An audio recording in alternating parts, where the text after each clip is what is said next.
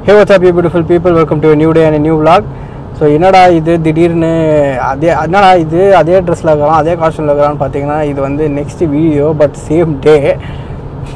சொல்லியிருப்பேன், நான் முதல்ல சொன்ன மாதிரி தான் இது வந்து 2 வீடியோவாக பண்ணலாம் தான். ஸோ வேலையெல்லாம் முடிச்சுட்டு வீட்டுக்கு போகும்போது நம்ம XUV700 இருக்கிற நெகட்டிவ்ஸை பற்றி பேசலாம் தான். இந்த வீடியோ ரொம்ப லென்த்தாக இருக்காது, ஏன்னா என்னாலே வந்து கண்டுபிடிக்க முடியல XUV700 நெகட்டிவ்ஸு அவ்வளோ கம்மி. ஸோ எதுவும் வளவலன்னு பேசாமல் ஸ்ட்ரைட்டாக வீடியோக்குள்ளே போகலாம். ஸோ ஃபர்ஸ்ட் பாயிண்ட் வந்து நம்ம எலக்ட்ரானிக்ஸ். என்னடா எலக்ட்ரானிக்ஸ் தான் இந்த வண்டியோட மெயின் ப்ளஸ் பாயிண்ட்டு, பட் அதே நீ நெகட்டிவாக சொல்கிறேன்னா ஆமாம். ஏன்னா இப்போ ஏதாவது ஒரு எலக்ட்ரானிக் ஏதோ ஒரு வயரிங் ப்ராப்ளம்னால ஏதோ ஒரு இஷ்யூ வந்து டிஸ்பிளேயில் வந்துச்சுன்னு வச்சுக்கோங்க, அப்போ நம்மளுக்கு என்ன ஆகும்னாக்கா ஃபஸ்ட்டு அந்த வண்டி வந்து ஸ்டார்ட் ஆகுமான்னு எனக்கு தெரியல. அப்படியே அது ஸ்டார்ட் ஆனால் கூட நம்மளுக்கு அந்த டென்ஷன் இருக்கும், என்ன ப்ராப்ளம்னு தெரியலையே, என்ன பண்ணுறது ஏது பண்ணுறதுன்னு சொல்லிட்டு ஒரு டென்ஷன் இருக்கும். இது ஒரு கிளியர் எக்ஸாம்பிள். என்னன்னா, நாங்கள் ஃபேமிலி ஃபுல்லாக வந்து ஒசூர் பக்கம் போகலான்னு சொல்லிட்டு ஒரு பிளானில் இருந்துச்சு. ஸோ வண்டியை ஸ்டார்ட் பண்ணிட்டோம். வண்டி ஸ்டார்ட் பண்ண உடனே வீட்டுக்கிட்ட என்னாச்சு, வீட்டுக்கிட்ட தான் கிளியராக தான் இருந்துச்சு. ஒரு சிக்னலில் வந்து வண்டி ஆஃப் ஆகிட்டு ஆனோடனே ஏதோ ஒரு எரர் வந்துச்சு. அது என்ன எரர்னு தெரியல, மறந்துட்டேன். அந்த ஒரு எரர் வந்தவொடனே என்னாச்சு, நேராக வண்டி எடுத்துக்கின்னு சர்வீஸ் சென்டர் போய்ட்டோம். பார்த்தா லாஸ்ட்டில் அது என்னன்னு மேனுவல்லாம் செக் பண்ணி பார்த்தா எமிஷன் சிஸ்டமில் வந்து ஒரு மேஜர் ப்ராப்ளம்னு வந்து மேனுவலில் போட்டுருந்துச்சு.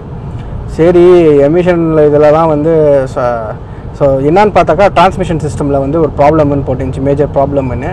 சரி, இந்த டிரான்ஸ்மிஷன் சிஸ்டம் எல்லாம் வேணாப்பா, நம்ம கிளம்பிடலான்னு சொல்லிட்டு நேராக பாதி வெளியே ரிட்டர்ன் ஆகி அங்கேருந்து மாரத்தள்ளியில் XUV700 ஷோரூம் இது சர்வீஸ் சென்டர் இருந்துச்சு. ஸோ அங்கே போயிட்டு பார்த்தோம்னா அது ஒன்றுமே இஷ்யூ கிடையாது, ஒரு மைனர் ப்ராப்ளம் தான். ஏதோ ஒரு வயரிங் வண்டி கொஞ்சம் மிஸ் அலைன் ஏதோ ஆயிருந்துச்சுன்னு சொன்னாங்க, வேறு எதுவுமே கிடையாது. இது ஒரு ½ அன் ஹவர்லாம் முடிஞ்சிச்சு வேலை. ஸோ இதுதான் நான் சொல்கிறது, அதிகமாக எலக்ட்ரானிக்ஸ் இருந்தால் எதனா ஒரு டிஸ்பிளே ஆகும், ஏதோ ஒரு நம்மளுக்கு அது வந்து ஒரு டென்ஷன் ஆகிடும். ஏன்னா ரிஸ்க்குன்னு அது காமிக்குது, ரிஸ்க்குன்னு காமிச்சிட்டு நம்ம எடுத்துன்னு போய் சர்வீஸ் சென்டரில் ஏதோ ஒரு சர்வீஸ் சென்டர் இல்லாத இடத்துலையோ இல்லை ஏதோ ஒரு ரிமோட்டான ஒரு இடத்துல போய் மாட்டிக்கணும்னு வச்சுக்கோங்க, வண்டியை சிட்டிக்குள்ளே எடுத்துன்னு போகிறதுன்றது ரொம்ப ரொம்ப கஷ்டம். இந்த சிட்டிக்குள்ளே எடுத்துன்னு போகணுன்ற சொல்லின்னு இருக்கும் போதே தான் 2வது பாயிண்ட் வரும், அதாவது சர்வீஸ் சென்டர்ஸ். XUVயோட சர்வீஸ் சென்டர்ஸ் வந்து எல்லா இடத்துலையுமே இருக்காது, வெறும் மெட்ரோபாலிட்டன் சிட்டிஸ், அதாவது BMW ஷோரூம் எப்படியோ அதே மாதிரி தான் மேஜர் சிட்டிஸில் வண்டி தான் அவங்க வந்து வைக்கிறது, எல்லா இடத்துலையுமே வந்து கிடைக்காது. இதே இப்போது இதில் வந்து ப்ளஸ் பாயிண்ட்னா மாருதி சுசுக்கின்றது வந்து ராயல் என்ஃபீல்டு மாதிரி உங்களுக்கு வந்து குவாலிட்டி இருக்காது. பட் என்னன்னா ஹெவியாக உங்களுக்கு சர்வீஸ் சென்டர் இருக்கும். சர்வீஸ் சென்டர் இல்லைனா கூட சரி, லோக்கல் மெக்கானிக்ஸே வந்து கையை வச்சு ஓப்பன் பண்ணி ஏதோ ஒன்று பண்ணி கொடுத்துருவாங்க. I am really sorry to say, இது வந்து மாருதியோ இல்லை ராயல் என்ஃபீல்டையோ வந்து டிஃபேமிங் பண்ணணுன்னெல்லாம் ஒன்றும் கிடையாது, இருக்கிற ஃபேக்ட் அது. சப்போஸ் ராயல் என்ஃபீல்ட் ஃபேன்ஸ் இல்லை மாருதி ஃபேன்ஸ் இருந்தீங்கன்னா, Maruti Suzuki fans, no offence guys, அது இருக்கிற ஃபேக்ட் தான். குவாலிட்டி வந்து உங்களுக்கு கம்மியாக தான் இருக்கும் அந்த வண்டிங்களில். என்ன தான் அவங்க மார்க்கெட்டிங் என்ன தான் அவங்க பண்ணால் கூட எண்ட் ஆஃப் தி டே உங்களுக்கு வந்து ஏதோ ஒரு ப்ராப்ளம் வந்தே வரும், இல்லைனா ஏதோ ஒரு குவாலிட்டியே இருக்காது. ஸோ அதை விடுவோம். ஸோ அந்த மாதிரி வண்டிங்க வந்து இதில் வந்து மேஜர் ப்ளஸ் பாயிண்ட்டு. நம்மளுக்கு வந்து இந்த மாதிரி ஒரு டாப் குவாலிட்டி வண்டி எடுக்கிறீங்கன்னா இந்த மாதிரி வண்டிங்க வந்து மெக்கானிக்ஸ் வந்து தொடர்றது அவ்வளோ வந்து ஈஸியாக தொட மாட்டாங்க, யோசிப்பாங்க. ஏன்னா இது இவ்வளோ பெரிய வண்டியை தொட்டி அது எதுனா எஸ்கப்பஸ்க்கு ஆயிடுச்சுன்னா நம்ம மேலே தான் போட்டுருவாங்கன்னு சொல்லிட்டு மேஜராக தொடவே மாட்டாங்க, யூஸ்வலாக தொடவே மாட்டாங்க. ஸோ அது ஒன்று. நெக்ஸ்ட்டு வந்து இந்த வண்டியில் வந்து பேஸ் வேரியண்ட்டு நீங்கள் வந்து டாப் எண்ட் எடுத்திங்கன்னா தான் உங்களுக்கு வந்து இந்த எல்லா ஃபீச்சர்ஸும் கிடைக்கும். இந்த அடாஸ்லேருந்து இந்த அடாஸு, அப்புறமா இந்த ஆட்டோமேட்டிக், இதெல்லாம் வந்து வெறும் டாப் எண்ட் வண்டியில் தான். பேஸில் வந்து உங்களுக்கு ஆட்டோமேட்டிக்ன்ற ஒரு ஆப்ஷனே கிடையாது. அவங்க கொடுத்துருக்கலாம், ஃபீச்சர்ஸ் எல்லாம் குறைச்சிட்டு வெறும் ஆட்டோமேட்டிக் வந்து 2த்துலேயுமே கொடுத்துருக்கலாம். பேஸ் வேரியண்ட்லேயே வந்து ஸ்டார்ட் பண்ணியிருக்கலாம், பட் அவங்க அது ஒரு ஆப்ஷனாகவே கொடுக்கல. இன்னொன்று என்னென்னா, உங்களுக்கு இதே பவர், அதாவது இந்த 190 ஹார்ஸ் பவர் இருக்குது பார்த்தீங்களா, இதே பவர் வந்து உங்களுக்கு பேஸ் வேரியண்ட்டே கிடையாது. பேஸ் வேரியண்ட்டில் 150 ஹார்ஸ் பவர் தான், இதுக்கு மேலே வந்து ஹார்ஸ் பவர் அவங்க கொடுக்குறது கிடையாது. அதுவும் ஏன்னு எனக்கு தெரியல, எதுக்காக அந்த மாதிரி பண்ணாங்கன்னு. யூஸ்வலாக வண்டி ரிலீஸ் பண்ணாங்கன்னா எந்த மாடல் இருந்தாலும் ஒரே பவர் தான் இருக்கும், வெறும் அந்த ஃபீச்சர்ஸு அப்புறமா அந்த மாதிரி விஷயத்தில் தான் வந்து குறைக்குவாங்க. பட் இதில் வந்து இன்ஜின் கெப்பாசிட்டியை வந்து குறைச்சிட்டுருக்காங்க, ஏன்னு அதுவும் எனக்கு வந்து தெரியல. That is all left to Mahindra, நம்ம எதுவும் சொல்கிறதுக்கு இல்லை. ஸோ இது ஒன்று ஆச்சுங்களா. நெக்ஸ்ட்டு வந்து இந்த வண்டியோட இன்ஸ்ட்ருமெண்ட் கிளஸ்டர் இருக்குது பார்த்தீங்களா, இதில் வந்து டெம்பரேச்சர் இப்போதைக்கு எனக்கு தெரிஞ்ச வரைக்கும் டெம்பரேச்சர் வந்து ஆக்யூரேட்டாக கிடையாது. அது வந்து நான் சொல்லி ஆகணும்.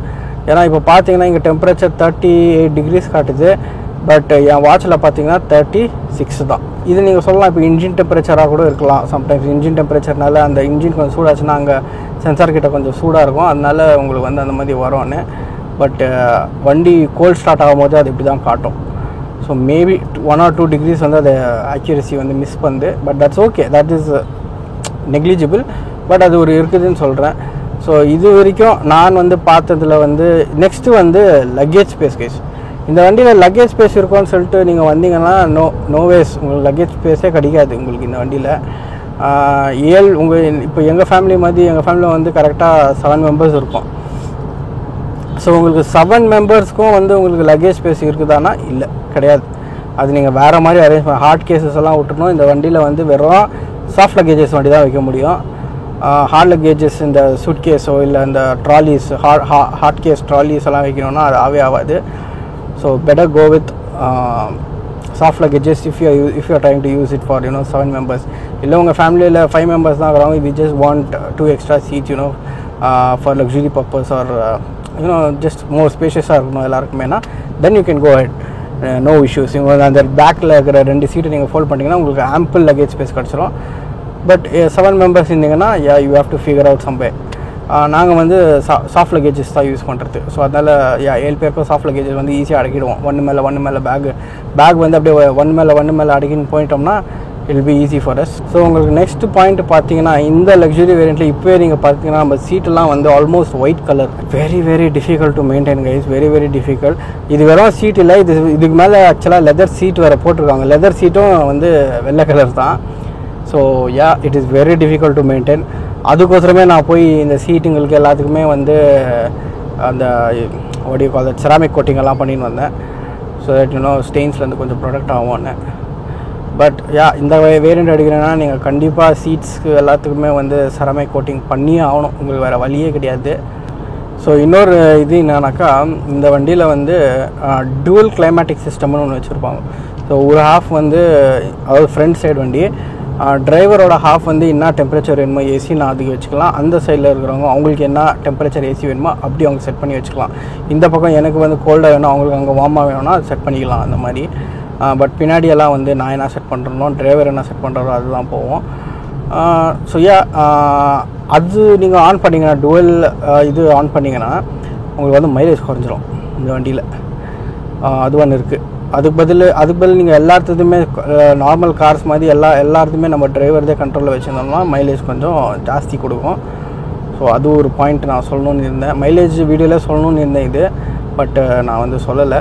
ஸோ அதனால் இந்த வீடியோவில் நான் சொல்லிக்கிறேன். ஸோ எஸ் கைஸ், இவ்வளோ தான் இந்த வண்டியில் நெகட்டிவ்ஸ். நான் இவ்வளோ தான் கண்டே பிடிக்க முடிஞ்சது. இது ரொம்ப ஷார்ட்டாக முடிஞ்சிருக்கும் வீடியோ. ஸோ ஓகே கைஸ், இந்த வீடியோவை நான் இதோட முடிச்சுக்கிறேன். உங்களுக்கு இந்த வீடியோ பிடிச்சிருக்கோன்னு நம்புகிறேன்.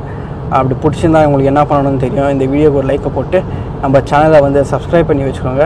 And at the same time don't forget to hit that notification bell so that you will get notified whenever I post a new video. Catch you guys in the next one. Peace.